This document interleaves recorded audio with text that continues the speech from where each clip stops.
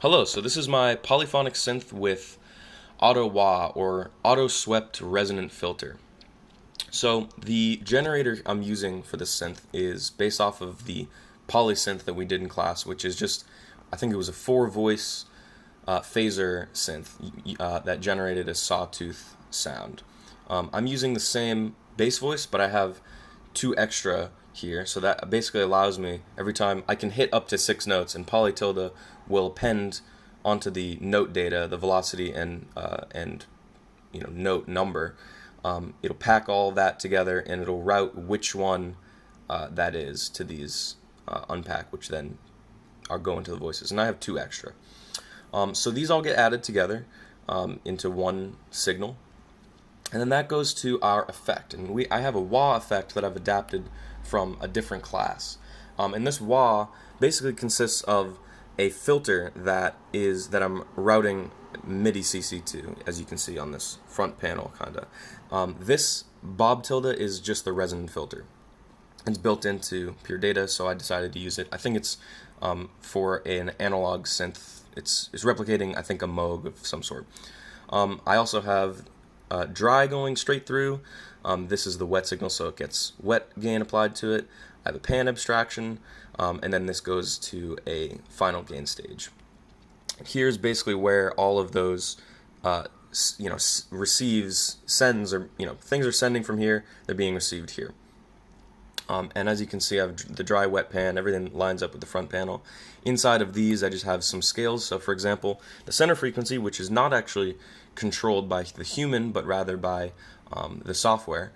I have something that basically takes the input between 0 and 127, divides it by 128, and then just applies this frequency shift so that it falls within the range like 8 to 10,000 ish, and that will be audible when you sweep the filter.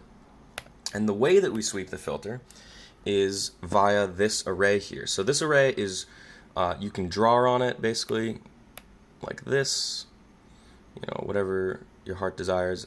I personally tend to like what we had before, so I'll just do something like that. And basically this is receiving, this little block of text here is receiving note-on information. So this trigger is coming from this, output of this mono object. When we hit a note, this line tilde accepts a message that says to tab read, effectively, go from wherever you currently are on this table to position 99, which is the end, in 700 milliseconds. And then when the note is released, which is this 0 here, so once this becomes a 0 again, when I release it, I will trigger bang and come out here, and it will tell table read to return kind of the read head on this array to the beginning. And that's basically it. I mean, if we want to, I don't want to get into the nitty gritty of the actual effect, but we can record some here. So the audio setup I have my Akai here. I have that plugged in here to the Bella, which is audio outing into my interface, and this interface is monitoring directly on Audacity. So we can kind of hear, we can see that there's audio going directly into the Focusrite, and it is coming out of my speakers on my computer. So everything is going through Bella here.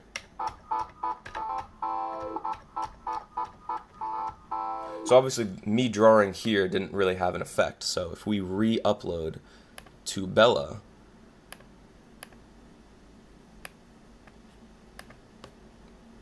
we stop, restart it. Let's just make sure our audio sounds good. So yeah, we have even kind of a higher, so this filter I use this filter envelope must have swept a little bit higher, because we can hear a lot more higher frequencies now.